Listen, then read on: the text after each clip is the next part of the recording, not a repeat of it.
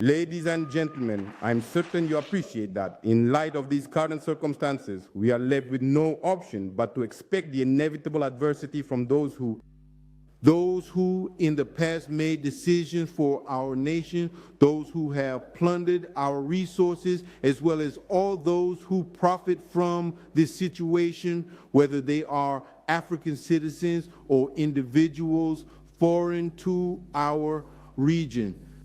This is how we must explain their relentless drive to fight us and their determination to break our momentum, to subdue us. This is how we must explain the communication war they wage to discredit our institutions and their leaders, to undermine the morale of our troops, resolutely engaged in combat, and to create inter-community conflicts. It is in this way that we must finally come to fully understand the deliberate attempts to isolate one specific locality or another, to cut off the vital supply lines of some other entity, or to sabotage and even destroy the essential economic installations of our respective countries. Ultimately, every possible measure is being taken by these imperialist powers, and specifically, we are talking about France, who is being assisted by its local proxies and collaborators with the clear objective of resurrecting chaos and instability, and thereby providing a justification for external intervention or to incite widespread public unrest.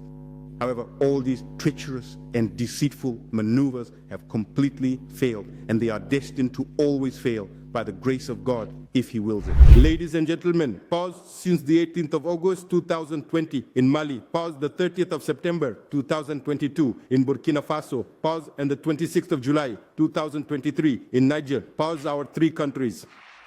They have made a decision, either as individual entities or through a collective agreement following the formal establishment of the Alliance of Sahel States, which occurred on the 16th of September in the year 2023, to undergo a transformation into a full confederation by the 6th of July 2024, with the ultimate goal of taking their own destiny firmly into their hands. Regarding this decision, we had already made up our mind.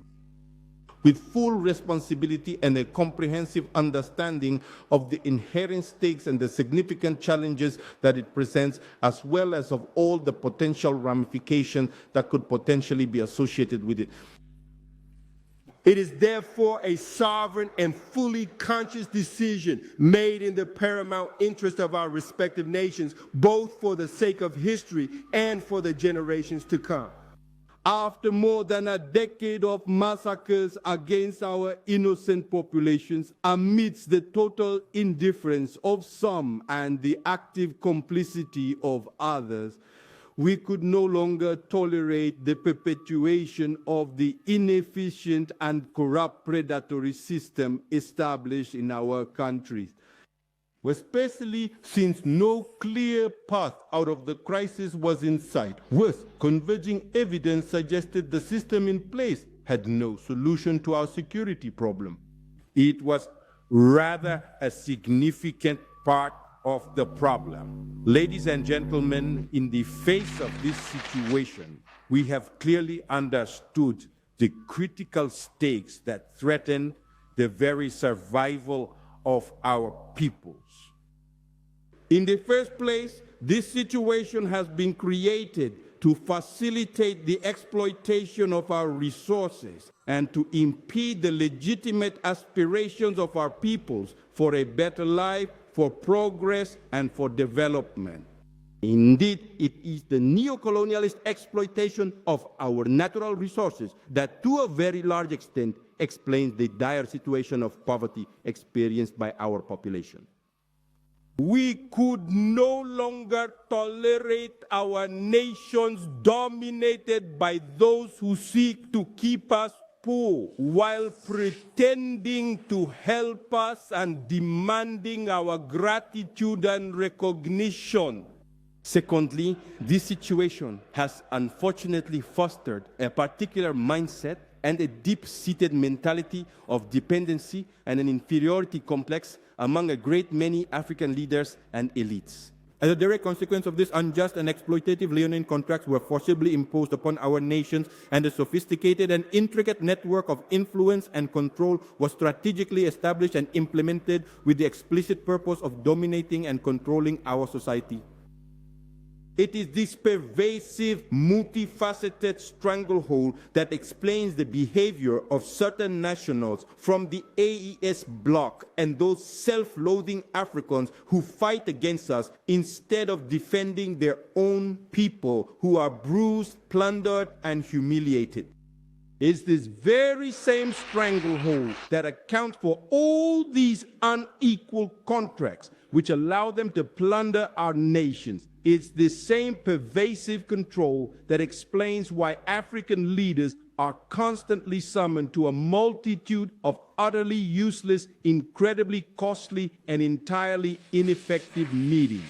Ladies and gentlemen, what we have been able to accomplish here.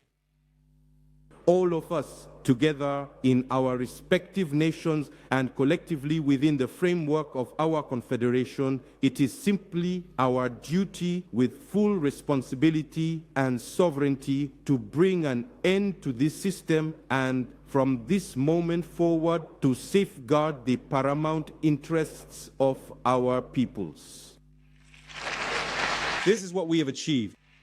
We have put an end to the presence within our nations of all occupying and predatory forces so that we may assume full responsibility for our own security by and for ourselves. This is because the experience we have lived through has forged our deep conviction that no one else will ever do it for us. What we have done is to fully and completely assume our sovereignty. No country, no international organization, and no interest group will ever again decide for our nations, inshallah. From now on, the decision that concern our people will be made in Ouagadougou, in Bamako, in Niamey, on confederal territory, by the authorities of the Confederation and for the citizens of the Confederation and nowhere else. This is the most significant legacy that we can possibly hand down to future generations, and it is one that we must all jealously and diligently protect. Our firm conviction is that there can be no true progress, no genuine development without real independence, without full and complete sovereignty. There is no historical precedent of a country under domination that has managed to develop. Only truly sovereign states are able to formulate public policies that can drive progress and development. What we have done is to put an end to all the leonine contracts and biased commitments that solely serve the interests of our states and our people. From now on, the only contracts that motivate us are those that truly preserve the interests of our countries. Ladies and gentlemen, I'm certain you appreciate that in light of these current circumstances, we are left with no option but to expect the inevitable adversity from those who in the past made decisions for our nation, those who have plundered our resources, as well as all those who profit from this situation, whether they are African citizens or individuals foreign to our region. This is how we must explain their relentless drive to fight us and their determination to break our momentum, to subdue us. This is how we must explain the communication war they wage to discredit our institutions and their leaders, to undermine the morale of our troops, resolutely engaged in combat, and to create inter-community conflicts.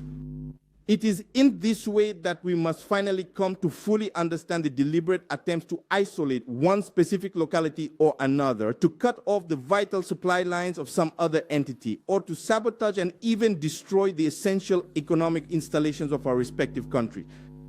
Ultimately, every possible measure is being taken by these imperialist powers, and specifically, we are talking about France, who is being assisted by its local proxies and collaborators with the clear objective of resurrecting chaos and instability, and thereby providing a justification for external intervention or to incite widespread public unrest. However, all these treacherous and deceitful maneuvers have completely failed, and they are destined to always fail by the grace of God, if He wills it. In its 17 months of existence, the AES Confederation has made undeniable progress in its three fundamental pillars. This primarily concerns the Confederation's unified force, commanded by an integrated general staff. Regarding the defense pillar, I would like to take this moment to express my profound and heartfelt tribute to all of our courageous defense and security forces from Burkina Faso, from Mali, and from Niger, while also holding in our solemn thoughts and prayers all of our civilian and military martyrs, and extending our sincerest wishes for a swift and complete recovery to all of our wounded. The next crucial point concerns the comprehensive coordination of our diplomatic efforts, ensuring that our foreign policy now consistently articulates its positions with a single, unified voice. Thus is finally about the establishment of the Confederation's Great Investment Bank, specifically concerning the crucial development pillar. Our space, this is where we are. Which is too often described as poor and underdeveloped, in reality possesses vast agricultural, mineral, and industrial potential, along with a very advantageous demographic situation. Our ambition is to build a harmonious development founded on the sovereign exploitation of our resources for the exclusive benefit of our populations and on the enhancement of our cultural heritage. To this end, significant structuring initiatives have been undertaken, notably the establishment of the Confederal Bank for Investment and Development, endowed with an initial capital of 105 billion CFA francs. When the democratic system it does certain things that go against the very rules it has established, they simply turn a blind eye to that. Yet they are quick to label us a junta or putschist. But let us be absolutely certain of one thing: we are united and we shall remain united, and we must open our eyes. The ESI will evolve. Not everything is always rosy, and not everything can move at the pace we'd like, but we are progressing calmly, and we will achieve our objective. The struggle that the EAS is currently waging is a profound struggle for African renaissance. It carries within its core the very seeds of a truly free and sovereign Africa, and the AES is indeed its embryo. Elsewhere, it is absolutely essential to acknowledge the undeniable truth that the AES serves as a crucial bulwark, a strong protective barrier against the dangerous expansion of terrorism throughout the entire continent. Instead of taking into consideration this absolutely clear evidence, some neighboring countries of the Alliance of Sahel States, they naively and unwisely abstain from actively serving as a crucial rear base for the various destabilization operations that are being orchestrated by powerful foreign entities, thereby inadvertently aiding their efforts.